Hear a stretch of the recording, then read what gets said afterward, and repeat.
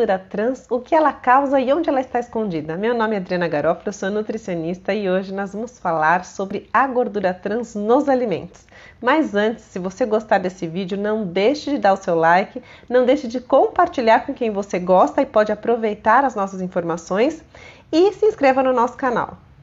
Neste vídeo nós vamos falar o que é gordura trans, o que ela causa, aonde ela se esconde e algumas recomendações.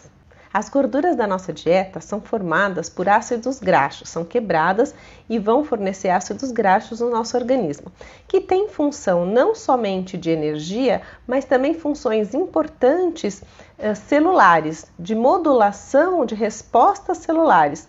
Por quê? Porque elas incorporam na nossa membrana celular, esses lipídios são incorporados na nossa membrana celular e eles vão controlar, regular tanto a fluidez dessa membrana celular, como também respostas tanto de transporte dessa membrana celular, como também receptores, o controle da modulação de receptores de membrana.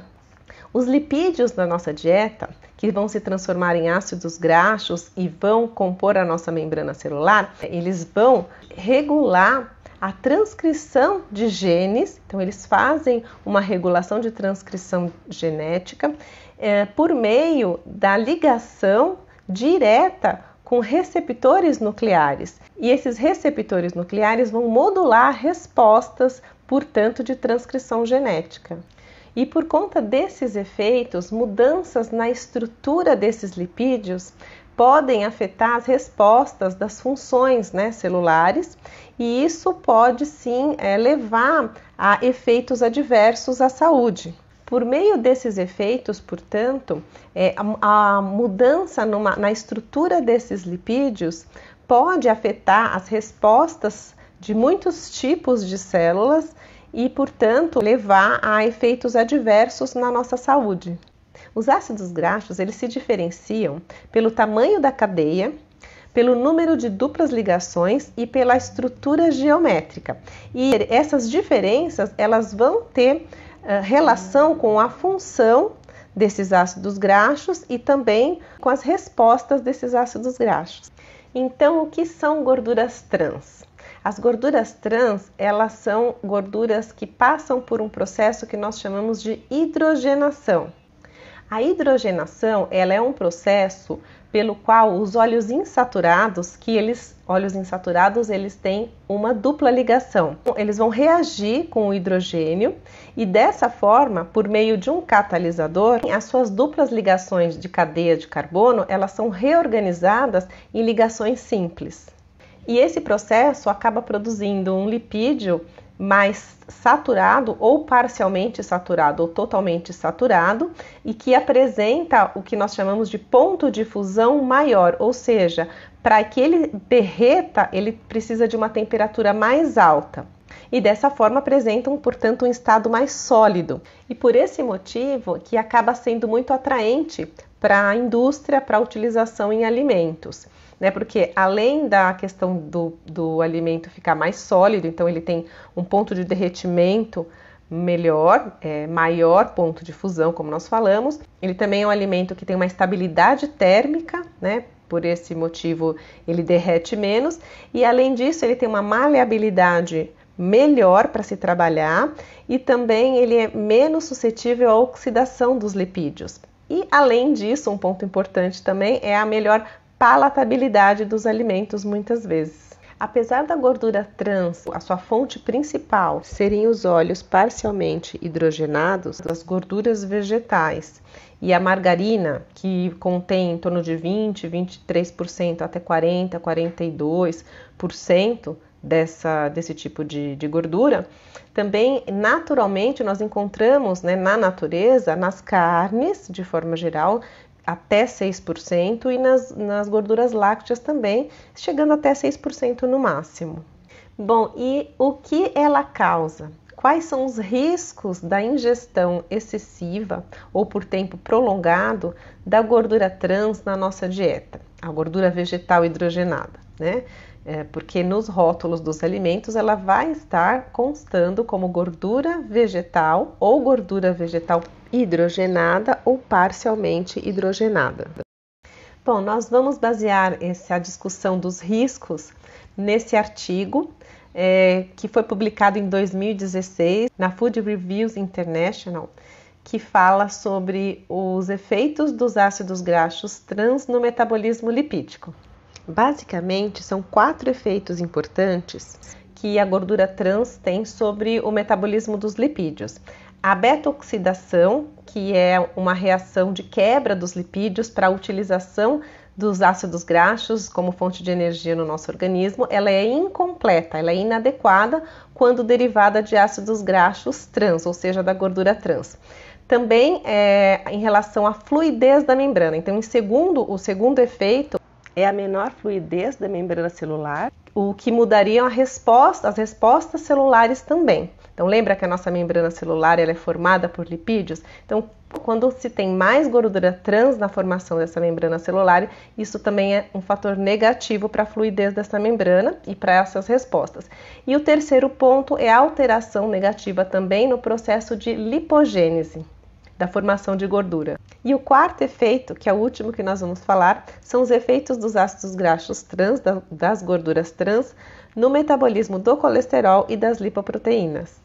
Na próxima tabela, nós vamos ver então esse acúmulo de substâncias por conta dessa beta-oxidação incompleta, de reações que são incompletas. Por quê? Porque as enzimas nessas reações lipídicas, elas não se adaptam adequadamente à gordura trans e, portanto, elas acabam acumulando intermediários dessas reações e nós vamos ver isso na próxima tabela.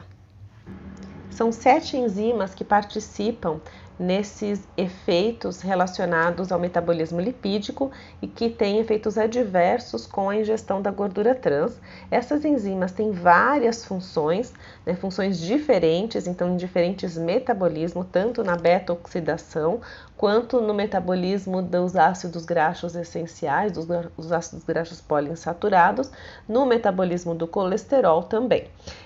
Então, elas, por diferentes efeitos, em relação a esses ácidos graxos trans, elas vão ter um efeito como substratos pobres para esse metabolismo, então, portanto, tendo um acúmulo de intermediários como consequência, mas também elas podem ter um efeito inibitório nessas enzimas, inibindo a conversão de substratos para a síntese de gorduras poliinsaturadas que são importantes para o nosso organismo.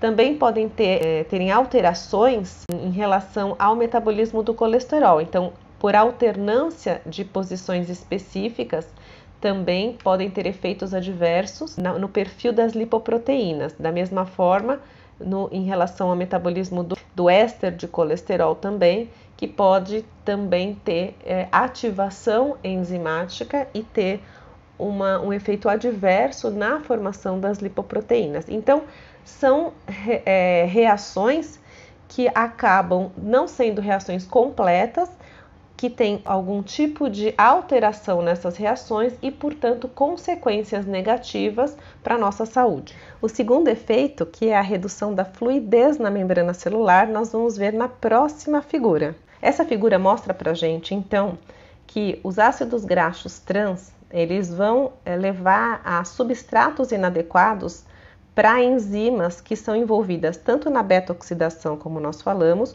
como na conversão também para ácidos graxos essenciais, os poliinsaturados essenciais. Isso é muito importante.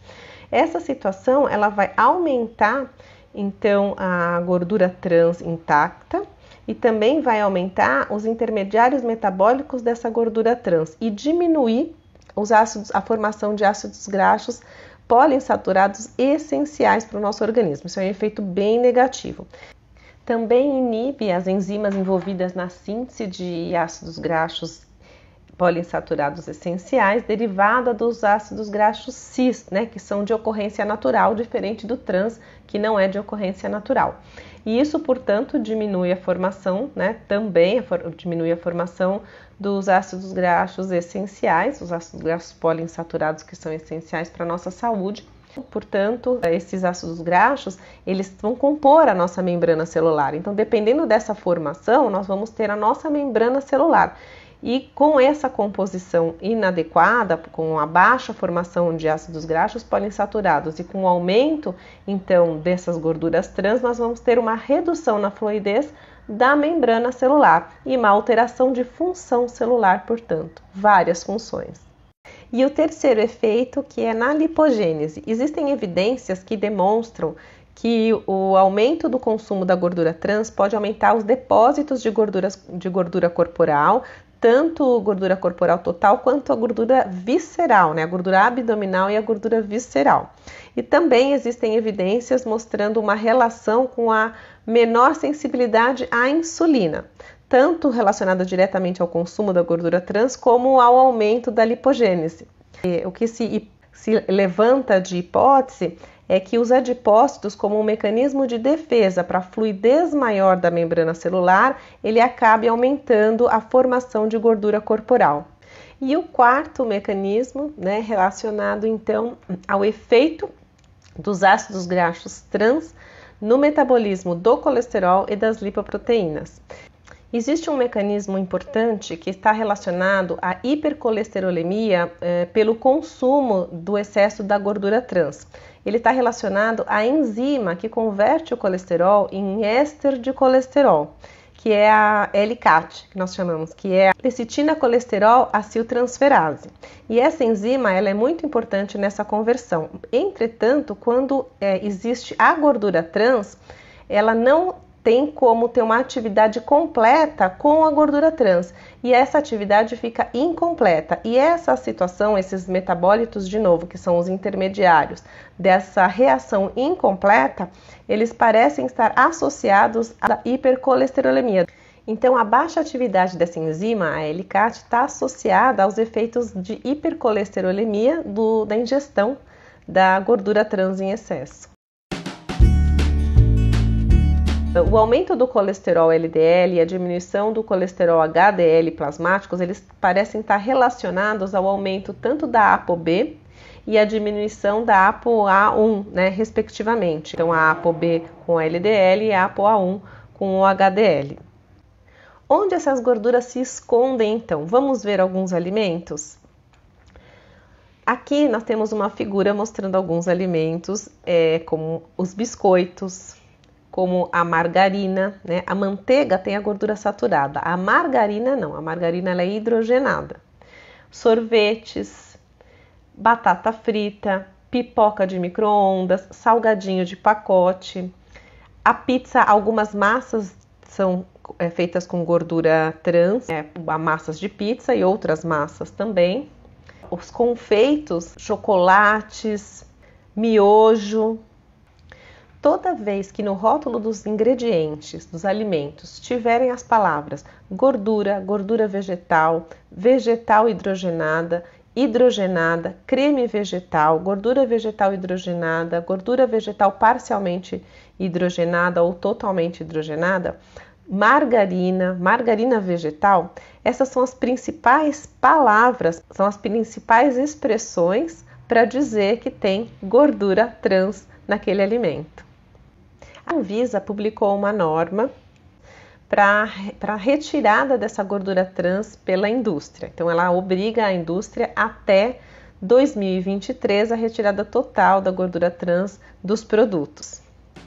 No vídeo de hoje foi isso. No próximo vídeo falaremos sobre as alternativas como substituição dessa gordura trans, desses alimentos com gordura trans, por outros alimentos mais saudáveis.